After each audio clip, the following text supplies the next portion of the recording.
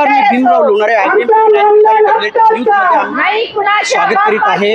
संविधान चौकातले जे आंदोलन असतं ते आमच्या दोन्ही चॅनलच्या माध्यमातून आज आयटकच्या वतीने इथे अंगणवाडी सेविकेचं आपण बघू शकता आंदोलन सुरू आहे। हे अंगणवाडी सेविका आहेत, यांच्या अनेक मागण्या आहेत। गेल्या अनेक वर्षापासून यांची मागण्या आहेत की यांच्या मानधनामध्ये वाढ व्हायला हवं, ग्रॅज्युएटी वाढायला हवी। विविध मागण्यांसाठी हे अंगणवाडी सेविका इथे आंदोलन करताना आपल्याला दिसत आहेत। बघू शकता इथे गेल्या अनेक वर्षापासून या अंगणवाडी सेविका आंदोलन करीत आहे, परंतु त्यांच्या मागण्याकडे महाराष्ट्र सरकार लक्ष देत नाही। काय सांगाल, काय नाव आहे तुमचं? मी ज्योती अंडर सहारे, जिल्ह्याची सेक्रेटरी आहे मी। हा आमचं आंदोलन आहे, असहकार आंदोलन आहे आणि आम्ही आता शासनाला यापुढे कुठलाही जे आम्ही अंगणवाडी स्तरावर जे काम करत आहोत तो कुठला पण एम्पायर देणार नाही, कुठली माहिती देणार नाही। लाडकी बहिणा जी योजना आता सध्या चालू आहे ते सुद्धा आम्ही ऑनलाईन फॉर्म भरणार नाही। गाव स्तरावर आणि जे सीओनी आम्हाला कलेक्टरनी जे आदेश दिले आहे ते आदेशाचं आम्ही पालन करणार नाही, कारण की आमच्या बऱ्याचशा मैत्रिणी जे गावामध्ये असतात दुसऱ्या जिल्ह्यातल्या मैत्रिणी आहेत, आमच्या तालुक्यातील पण नागपूर जिल्ह्याच्या मैत्रिणी 1-2 मरण पावलं या टेन्शनमुळे, कारण की त्यांना अटॅक आला आहे। कामाचा एवढा व्याप वाढलेला आहे, त्या मोबाईलमधले कुठलीही माहिती फिट होत नाही आहे जो शासनाने आम्हाला दिलेला आहे। आणि आम्हाला ICDS कडून दबाव दिला जाते, आमचे CDPO आम्हाला दबाव देतात, सुपरवायझर आम्हाला दबाव देतात, दबाव घालतात की तुम्हाला हे ऑनलाईन काम करणंच आहे आणि तुम्हाला तुमच्या मोबाईलमधून करणं आहे। तर हे आम्ही हे काम करण्यास नाकारत आहोत। आमची मागणी आहे किमान आम्हाला 10,000 रुपये तरी महिन्याचं आमच्या मानधनामध्ये वाढ केलं पाहिजे सरकारने, त्यासाठी आम्ही हे आंदोलन करणार। आमची पेन्शनची मागणी आहे, ग्रॅज्युएटी मागणी आहे, हे सुद्धा आम्हाला लवकरात लवकर शासनाने दिलं पाहिजे।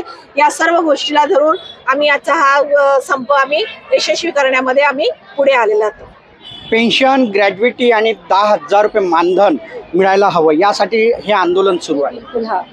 तुमचं नाव सांगा? माझं नाव आशा बोदलखंडे, मी जिल्हा उपाध्यक्ष आहे। आणि शासनाने जे आपलं मान्य हे केले होतं, कबूल केलं आहे आणि मान्य केलं आहे त्याच्यावर त्यांनी ठाम राहावं, नाही तर अन्यथा आमचे आंदोलन आम्ही तीव्र करू आणि आम्हाला आमच्या मागण्या पूर्ण होईपर्यंत आमचं आंदोलन असंच चालू राहील, हे आम्ही आता घोषणा करतो। काय सांगाल तुम्ही? तुमचं नाव? माझं नाव उषा चार्वे, जिल्हा संघटना सचिव आणि मी महाराष्ट्र राज्य आयटक काउन्सिलर।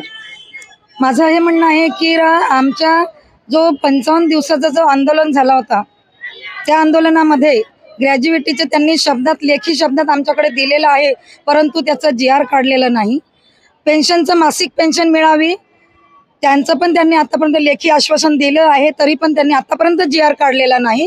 तो GR काढण्यात यावा आणि वारंवार आमच्या संघटनेसोबत होत असलेल्या बैठकी त्यामध्ये त्यांनी जे आम्हाला सांगितलं होतं की आशा वर्कर यांचा जो मानधन वाढीचा प्रस्ताव येईल त्याच्यासोबतच आपल्या अंगणवाडी कर्मचाऱ्यांचं मानधनाचा विचार करण्यात येईल आणि तेव्हा अंगणवाडीचा मानधन वाढवण्यात येईल। परंतु आशा वर्करचा जो विचार त्यांनी प्रस्ताव शेवटच्या कॅबिनेटमध्ये घेतलेला आहे आणि लोकसभेचे इलेक्शन पुढेच होतं 2 दिवसांनी, अशा शेवटच्या कॅबिनेटमध्ये त्यांनी आशाच्या मानधनामध्ये वाढ केला, परंतु अजूनपर्यंत त्यांनाही मिळालं नाही आणि त्याचं अवलोकन पण आम्हाला करून आतापर्यंत त्यांनी अभ्यास पण केलेला नाही, आतापर्यंत मानधनीत वाढ केली नाही। आता 12 तारखेला आत्ता या 12 जुलैला जे आमच्या संघटनेसोबत मंत्रालयात बैठक बोलावली माननीय अदिती तटकरे मॅडम यांनी, पण त्या स्वतः या सभेला उपस्थित नव्हत्या आणि प्रधान सचिव यांनी मीटिंग हँडल केली।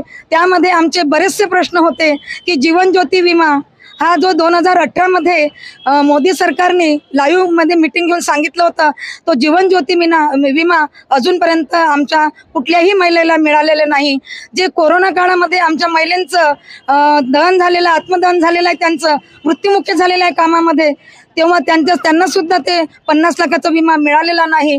जो जीवन ज्योती विमा अंगणवाडी सामाजिक सुरक्षित विमा हा जो त्यांनी चालू केलेला होता तो अजूनपर्यंत आमच्या अंगणवाडीला मिळालेला नाही। महाराष्ट्र शासनाने याची दखल घ्यावी आणि जेव्हा 2 महिन्यात आम्ही 55 दिवसाचं आंदोलन केलं तेव्हा आम्ही मंत्रालयाला भेट दिली किंवा आपल्या नागपूर जिल्हा अधिवेशनमध्ये उपमुख्यमंत्री फडणवीस सर यांच्या सुद्धा ऑफिसमध्ये आम्ही गेलो।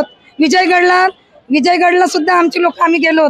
तरी त्यांनी अर्थमंत्री अजितदादा पवार यांनी सुद्धा सर्वांनी आम्हाला एकच सांगितलं होतं की 2023 मध्ये तुम्हाला वाढ दिलेली आहे, ते तुटपुंजी वाढ होती, एका वर्षात देता येत नाही असं त्यांनी बोलले. परंतु आमचं असं म्हणणं आहे की बाबा आता वाढत्या महागाईनुसार आज जर आपण 100 रुपये किलो टमाटर घेत असेल, 50 रुपये किलो प्याज म्हणजे कांदा घेत असेल, महागाई ही आभाळाला टेकलेली आहे. महागाई आभाळाला टेकली असून आमचं 10,000 घर भागतं का, हा आमचा प्रश्न आहे. आता 2024 मध्ये जो आमचा आशाच्या GR नुसार तुम्ही अवलोकन करणार होते तर तुम्ही का करत नाही, संघटनेला भेटत का नाही आहे? आणि तुमच्या मागण्या पूर्ण झाल्या नाहीत तर पुढलं पाऊल काय? आमच्या जर मागण्या मंजूर झाल्या नाही तर आमचं पाऊल असं राहील आहे की आता गेल्या लोकसभेमध्ये जसं अंगणवाडी कर्मचाऱ्यांनी प्रत्यक्ष या सरकारला दाखवून दिलेलं आहे की अंगणवाडी सेविकांची कर्मचाऱ्यांची ताकद काय आहे, 400 पारपेक्षा त्यांचं 50 पार पण नाही झालं, 50%. तर आज आम्ही त्यांना विधान परिषद सुद्धा त्यांना आम्ही याच मेहनतीने त्यांचं काम आम्ही फेटाळून लावणार. आणि जे आमचं आंदोलन आम्ही 55 दिवसाचं 23 मध्ये केलेलं आहे तो आंदोलन आम्ही परत चालू करण्याची आमची हमी आहे महाराष्ट्र लेवलवर. आणि विधानसभेला आम्ही दाखवून देऊ की आमच्या अंगणवाडी कर्मचारी आणखी कितपर्यंत तुमचं काय करू शकतात हे त्यांनी समजून घ्यावं. आमचा अंत पाहू नये, कारण सर्वसाधारण घरातील दलित, शोषित, पीडित, वंचित वर्गातील आमची अंगणवाडी वर्कर आहे. आता जे त्यांनी लाडली योजनेचा भार दिलेला आहे आमच्या मागे, तो सुद्धा त्यांनी अंगणवाडीवरच लादला गेला. स्टेशनरी देत नाही आहे, ऑनलाईन नाही आहे, गावागावात कुठे कुठे रॅम्प नसते, कमी रॅम्पचा मोबाईल आहे, डेटा नसतो. अशा परिस्थितीमध्ये फक्त अंगणवाडी वर्करच्या मोबाईलमधून एकच फॉर्म दिवसभरात जातो, तर त्या अंगणवाडी सेविकेने काय करायचं?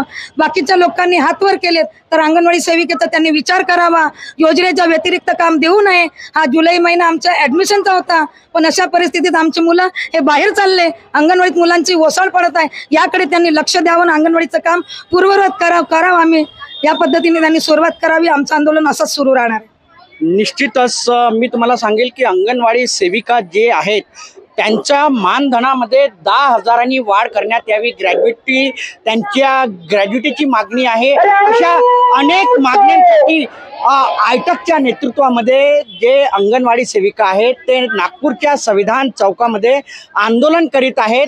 जर महाराष्ट्र सरकारने यांच्या मागण्या पूर्ण केल्या नाही तर तीव्र आंदोलन 2023 मध्ये ज्याप्रमाणे 56 दिवसाचं आंदोलन केलं होतं त्याचप्रमाणे 2024 मध्ये सुद्धा 56 दिवसाचं आंदोलन करू. आणि येणाऱ्या विधानसभामध्ये आम्ही महाराष्ट्र सरकारचे ला पाडू असा थेट इशारा आता अंगणवाडी सेविकेने दिलेला आहे. तर आपण बघत राहा IBM न्यूज, WH न्यूज. आमच्या चॅनलला लाईक करा, सबस्क्राईब करा, आयकॉन बेल बटन दाबण्यात विसरू नका. धन्यवाद, नमस्कार.